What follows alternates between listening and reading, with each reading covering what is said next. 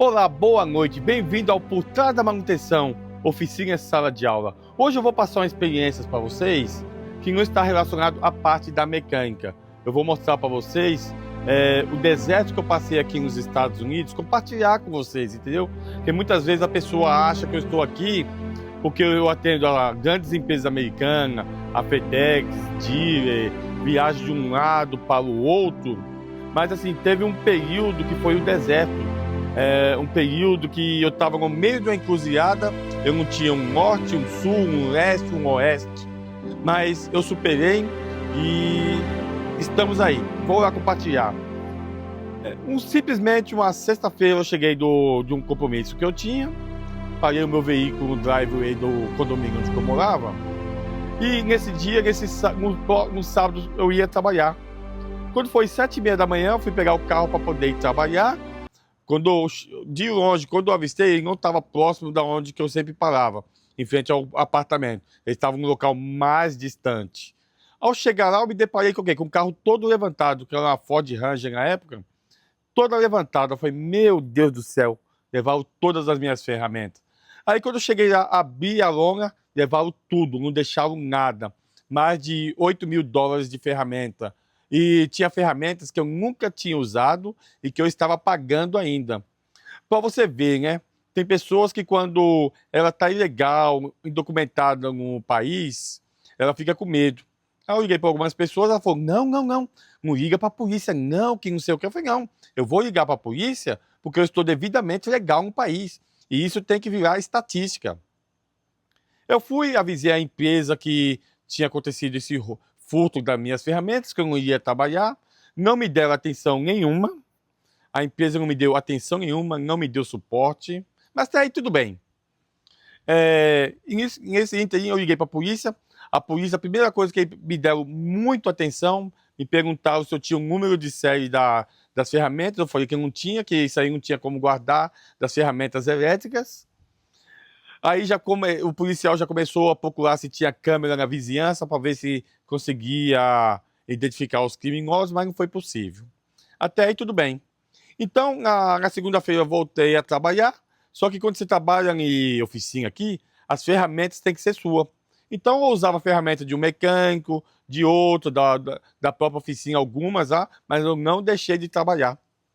Só que eu fazia muitos part-time. Eu saía da oficina e ia trabalhar depois do meu horário de expediente, fazer algum carro hoje, de vez em quando. E, de repente, eu já não tinha mais ferramenta. Aí que entra o poder da superação.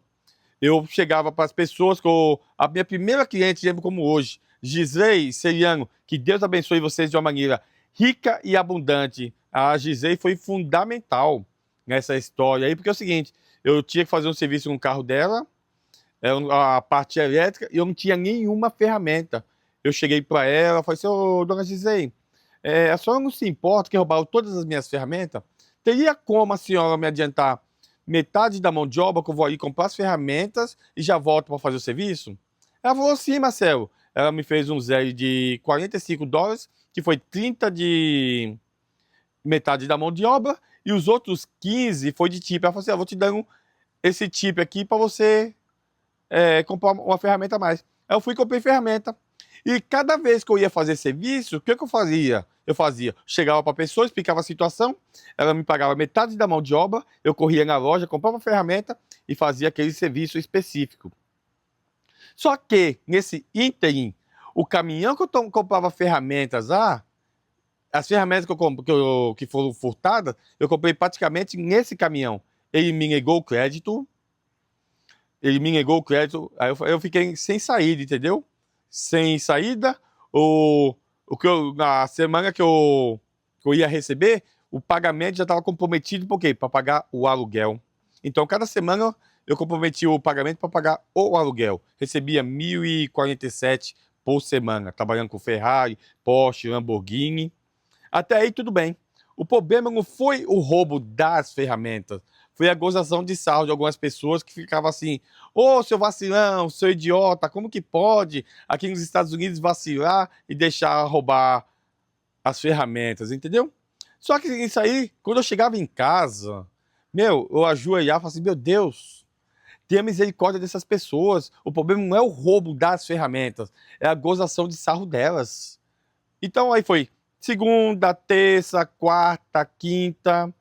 Quando foi na sexta-feira, o meu advogado mandou uma mensagem. Falou, Marcelo, eu não sei o que aconteceu com o seu processo imigratório. Meu, aí o coração já disparou. Falei, meu Deus, já roubaram as ferramentas. O que aconteceu com o meu processo imigratório do meu pedido de trabalho aqui, o EB2NW? Aí ele falou assim, ó, geralmente chega o Work Permit, no seu caso chegou o Social Security. Eu saí da oficina, meu, eu corri pro meio do pátio, eu ajoelhei e chorava de soluçar, e agradecendo a Deus. Quando eu voltei para dentro da oficina, a primeira pessoa que eu vi foi o Cristiano. Deu um abraço nele, eu acho que quase quebrou a costela dele. E aí, Cristiano? Aí eu já comecei. E quando você chega os seus documentos imigratórios, meu, é tanto e-mail que chega, você não tem noção. Aí eu comecei, eu estava trabalhando em oficina e já comecei a responder alguns e-mails.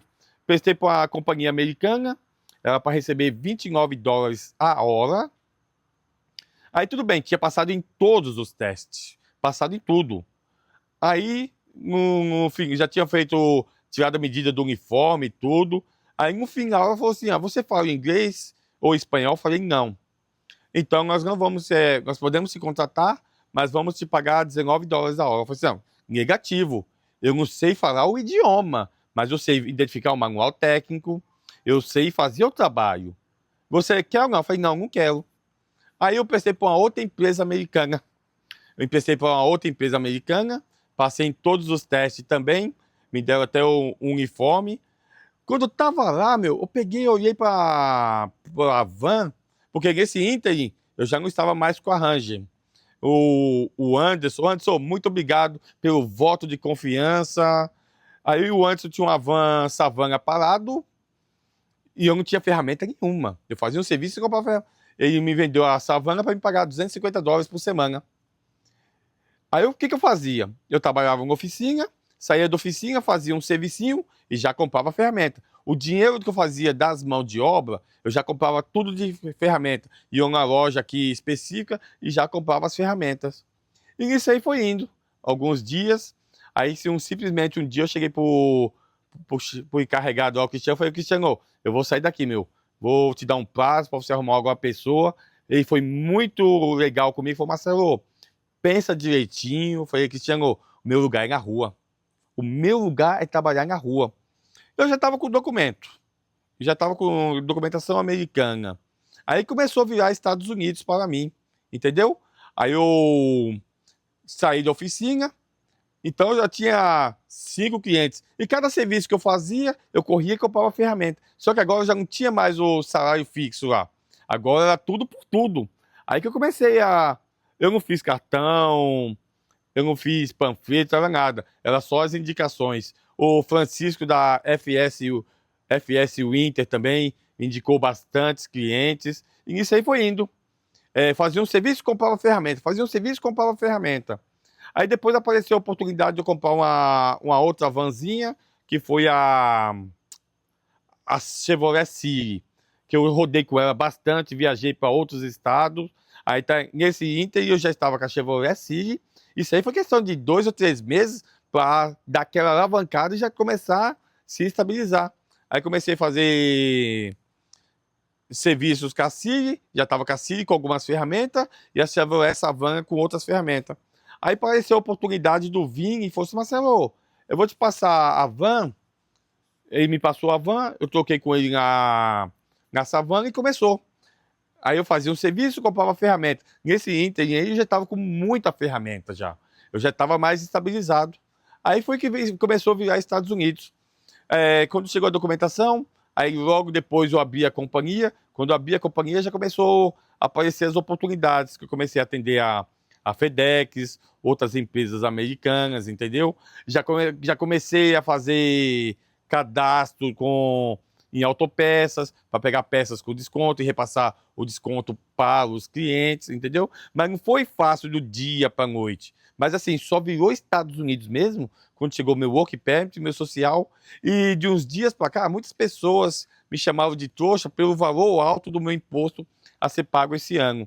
mas você não sabe as oportunidades. O imposto alto gera crédito. Tanta oportunidade, tanta proposta de crédito para mim montar oficina, comprar imóvel, comprar ferramental, você não tem noção. Mas o pior momento não foi o roubo das ferramentas, foi a gozação de sarro das pessoas.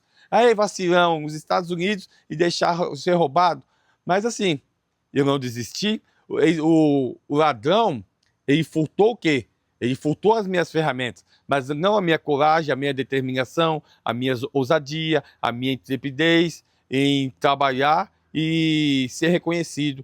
Hoje, antigamente eu fazia atendimento de Miami a Orlando. Já fui socorrer carro em Chicago, já fui lá em North Carolina socorrer caminhão. Agora já está aparecendo oportunidades de Nova York, entendeu? A cada 15 dias eu vou fazer trabalho em Nova York. Já imaginou? Se eu tivesse desistido naquele momento que as pessoas começaram a tirar o sarro, que eu era vacilão, que eu era besta, que eu era idiota, como que eu podia deixar roubar as ferramentas? Se eu soubesse que o ladrão ia roubar, eu não teria parado o carro naquele lugar, entendeu? Mas essa foi a trajetória. Não foi fácil, entendeu? Mas assim, estamos vencendo, estamos enfrentando os desafios atuais e futuros. Eu passo aqui para agradecer também a todas as pessoas que têm me enviado mensagem, falando que está gostando dessas oficinas, sala de aula, entendeu? Porque eu dou dica prática. Uma coisa é você fazer um curso, uma instituição que está tudo fácil, desmontado aí, não está apertado, não está sujo. Outra coisa é você trabalhar em campo.